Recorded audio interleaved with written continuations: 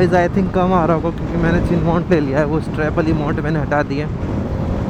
सो आज का वीडियो है कि आप R15 को एज अ टूरर बाइक लो या फिर RS 200 को लो।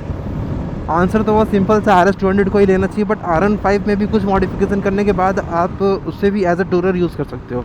अगर वो मॉडिफिकेशन सक्सेसफुली हो जाए तो वो RS 200 से अच्छी होगी एज अ टूरर में।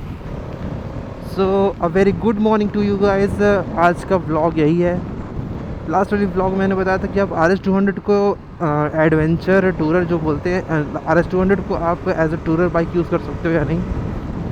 एंड इस वाली बाइक इस वाली वीडियो में मैं बताऊंगा कि आप R15 को एज अ टूरर कैसे यूज़ कर सकते हो। आप स्टॉक आप स्टॉक R15 को एज अ टूरर बाइक नहीं यूज़ कर सकते क्योंकि उसकी पोस्चर्स बहुत अग्रेसिव है। आप उसमें कुछ मॉडिफिकेशंस करके आप as a touring bike use कर सकते हो। एडवांटेज बहुत सारे हैं, बस एक ही डिसएडवांटेज है उस बाइक का, उसका पोस्चर। सो बेसिकली एक इंडिया में कोई जैम कंपनी के नाम से एक स्पेसर टाइप का क्या होता है वो मैं फ़ोटो लगा दूंगा यहाँ पे।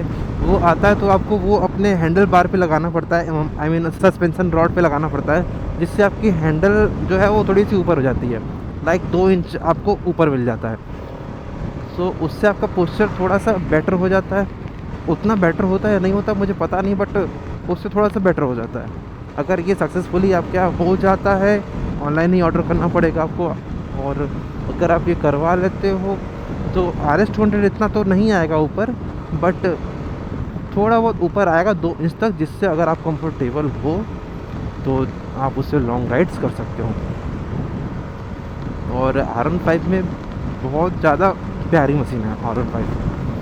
R15 में क्या नहीं है, लुक्स सब कुछ है। R15 में सब कुछ, लाइक उसमें लुक्स है, उसकी एवरेज अच्छी है, एंड पावर थोड़ी सी कम है, बट टॉप एंड है।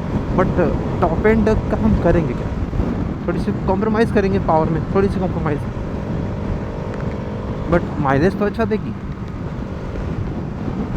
अगर आप सिंगल टूर का प्लान कर रहे हो तो, अगर आप पीलेन बैठा रहे हो तो माइलेज भूल जाओ एंड पावर भी भूल जाओ। अब अगर आपका 20 किलो 30 किलो लगेज है तो ठीक है, अगर उससे ऊपर किसी का होता नहीं है, 20 किलो 30 किलो लगेज उठना बाद हो, अपना टूरिंग किट लगाओ and go on, just handle को राइज करो, आपकी बन गई R15 as a tourer bike. So यही मैं कह रहा था, इसे मैंने फिर से ऑन किया। बारिश का मौसम हो रहा है, रास्ते में बारिश ना हो जाए वरना बहुत दिक्कत हो जाएगी। तो फटाफट से चलते हैं अपने डेस्टिनेशन में। मैं कुछ काम से बाहर आया था, मैं बहुत दिनों से ब्लॉग नहीं डाल पा रहा था कि मुझे टाइम ही नहीं मिल रहा कि मैं ब्लॉग शूट करूँ। फिर बारिश का टाइम था, बारिश में भी ब्लॉग शूट नहीं हो पाता है। और मुझे कमेंट करके बताना कि वॉइस क्वालिटी कैसे लग रही है, क्योंकि मैंने वो जो स्ट्रिप वाला माउंट होता है वो मैंने हटा दिया और मैंने चिन माउंट जो आता है एक्शन प्रो नाम से 3M की टेपिंग होती है, वो वाला मैंने इंस्टॉल कर दिया। अभी भी नॉइज़ आएगी तो मेरे पास एक और जुगाड़ है, डेड कैट बोलते हैं उसको, वो मैं अपनी माइक पे लगा दूंगा।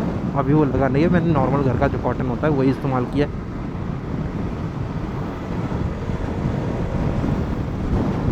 डेड कैट लगाने के बाद थोड़ी सी वॉइस में जो है वो अच्छी हो जाएगी। आई नो, करेंगे जैसे मुझे टाइम मिलता है ऑर्डर करेंगे, उसे भी लगाएंगे। देखो लाइफ में धीरे धीरे आगे बढ़ना चाहिए, मतलब एक साथ हर चीज़ आपको नहीं मिल जाएगी, आपको धीरे धीरे हर चीज़ मिलती रहेगी। वो लाइक ये लाइफ का रूल है, धीरे धीरे आपको हर चीज़ें मिलती रहती। अगर आप चाहोगे कि आप एक बार में सब कुछ हासिल कर लो, तो अगर आप हासिल कर भी लोगे तो उसकी कोई वैल्यू नहीं रहेगी। तो यही सब फंडे है, कहने को तो बहुत कुछ है, बताने को तो बहुत कुछ है।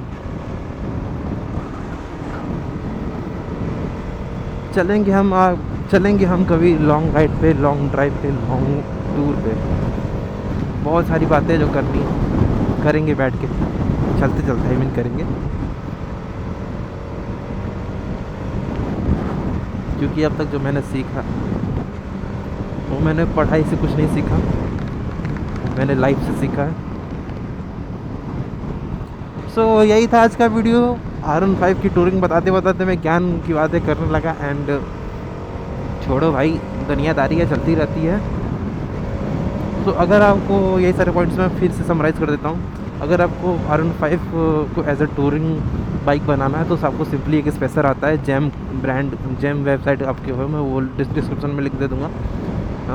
सो उसको आपको ऑर्डर करना है।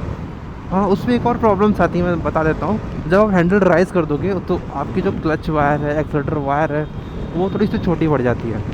सो उसको आपको जुगाड़ से सही करना पड़ेगा। लाइक जो वायर इसके ऊपर से जाती थी वो वायर आपको इसके अंदर से जानी पड़ेगी। सो ऐसा कुछ जुगाड़ करना पड़ेगा, बट वो हो जाता है। और मैंने सुना है आफ्टर लॉन्ग टाइम वो वायर थोड़ी टाइट भी हो जाती है। सो आपको टाइम टू टाइम उसको लूप कराना पड़ेगा, लाइक कि वो तो वो स्मूथ चलेगी। और ये हो गया पहला पॉइंट। एंड सेकंड पॉइंट, आपको किट लगानी है, किट लगा लो। और थर्ड पॉइंट, आपके पास पैसे होने चाहिए, ज़्यादा नहीं, अगर आपकी इनकम के हिसाब से पैसे होने चाहिए।